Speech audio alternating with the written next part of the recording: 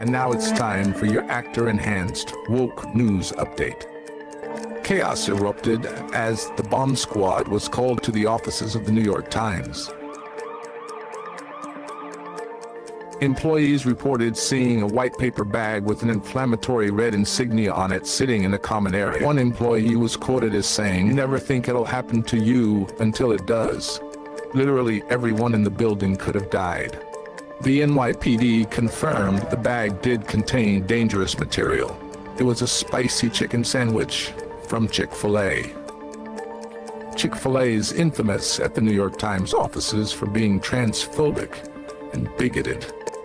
Former employees have reported facing strict scrutiny for having eaten it, and the threat was finally neutralized when the NYPD bravely removed the sandwich around lunchtime. This has been your actor-enhanced woke news update. And now, from Times Square, it's That Kevin Show. Somewhere in the bowels of the city that never sleeps, Kevin McCullough, radio host with Salem Media, is a man also not sleeping. Syndicated radio talk show host Kevin McCullough. And that guy would like a word with you. Many of you know him from as Vostradamus. Of course that Kevin show is going to be great. The only thing that could be greater, of course, would be that Donald show. But we don't have that, so we have that Kevin show. Featuring the music of Dick Tunney and the Dream in Color Orchestra.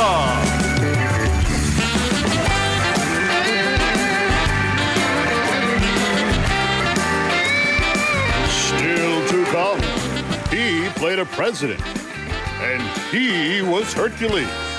Actors Harry Lennox and Kevin Sorbo. Sketch comedy from the Holderness family. And Leanne Crawford, back in the spotlight.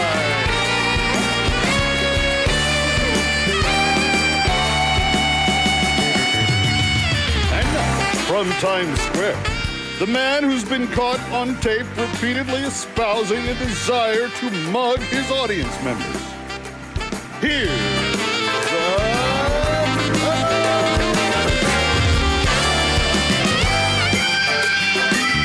it just doesn't matter what Dave does. He makes it sound like I have some sort of criminal intent with everything. I'm not trying to mug my audience members like there's some sort of bad guy. I want to give them a mug. I want to give someone a mug like Jennifer Lowe from Mililani, Hawaii tonight. Jennifer, you are the winner. And Jennifer just signed up last week, friends. If you'd like to sign up for your chance to win one of the beautiful mugs, either the white with the black logo or the black with the white logo, just send an email to thatkevinshow@gmail.com. Include your address and preference of mug, and then be listening for your chance to win. Thatkevinshow@gmail.com. Thatkevinshow@gmail.com. We are drawing a new winner every weekend till the end of the year. For Assignment Desk Weekend, I'm Kevin McCullough. Judge Juan Merchan is drawing attention to a questionable Facebook post regarding his recent case, New York versus Trump. Now, he wanted jurors and both sides to know that the post did seem to indicate that someone connected to the trial may have spoken about its verdict before it was handed down. He thought this because the post said, quote, "My cousin is on the jury and they're going to find him guilty," released the day before, which would have been problematic enough. But somewhat excessively, Assignment Desk Weekend has learned that the poster went on to say, "My daddy promised if it came to his court, not only could he kangaroo the case to a guilty, but that I could make $93 million in fundraising for Democrats to defeat Donald Trump in election consulting work." Remarkably specific, we might add. The poster had a virtually empty profile on Facebook, but did refer to themselves as a trans-enhanced shiz talker. Only she didn't say shiz. Judge Merchan seemed completely baffled that such unusual activity could have stemmed from his courtroom, because his courtroom has a record of being exceptional, except for unanimous finding of fact, normal verdict procedure, conflicts of interest, gag orders on the accused, denying the right of expert testimony, letting the jury just make shiz up, and allowing his daughter to fundraise off the findings. Yeah, other than that, completely normal courtroom.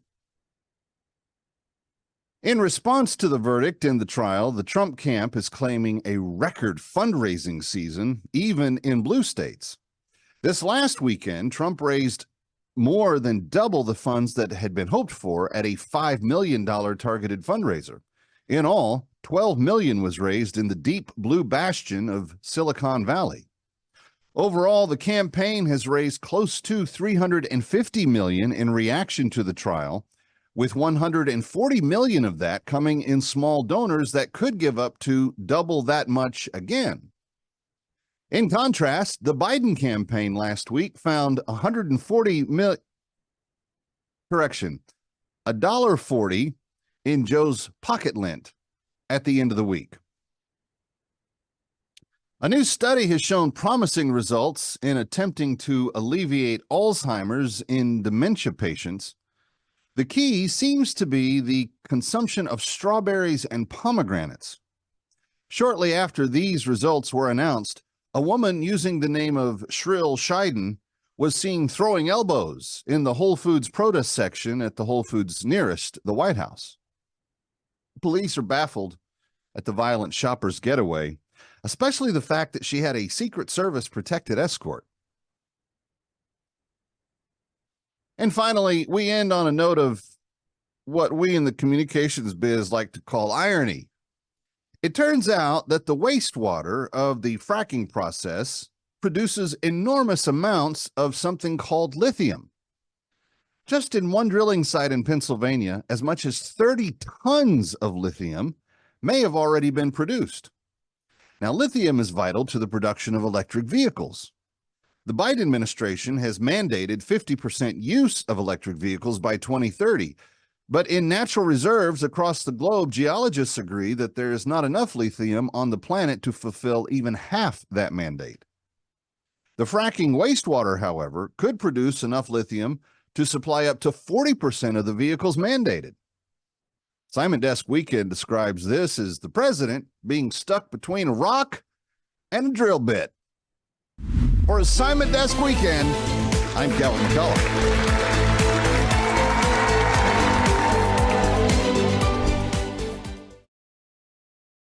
Do you ever look at the world and think that it's too much to bear? Just remember your Gen X. You used to have to crimp your hair. Yeah, you can get through anything. You've already come so far. You used to print out directions to navigate your car. This headband used to dig into your skull. And you found books using Dewey Decimal. Faced with uncertainty, like photos that you got developed at a pharmacy. Remember this one thing: when life feels like a mess, you can do it because you're Gen X. If you're feeling overwhelmed and overworked, you're not alone. You'll get through it. You used to make calls with a rotary freaking phone. You're running out of time and your patience running low. Remember your best friend's phone number had 3 9s and 2 zeros. If you think this is the worst that it can get, nah brah, you live through dial-up internet.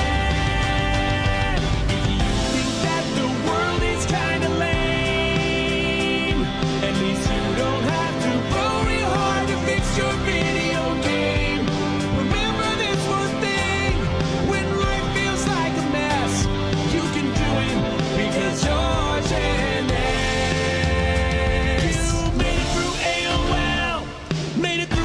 Up CDs, made it through the Oregon Trail without getting dysentery. You made it through VHS, being kind and rewinding. If you can make it through dialing 411, you can make it through anything. If you heard this song on the radio and you wanted it replayed, you'd have to wait for several hours or maybe several days. You'd be sitting by the radio radio and you'd hear it starting up.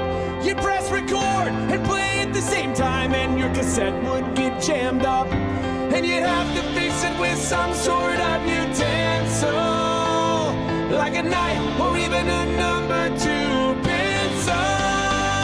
But somehow you'll record that banger. You know your antenna is just a bit coat hanger. You pay bills by mail. You learned how to MapQuest. You learned how to order from catalogs like Sharper, Image, and Best. You've been through all of this. It makes you better than the rest. You can do it because you're Gen X. Ready or not, we'll be right back.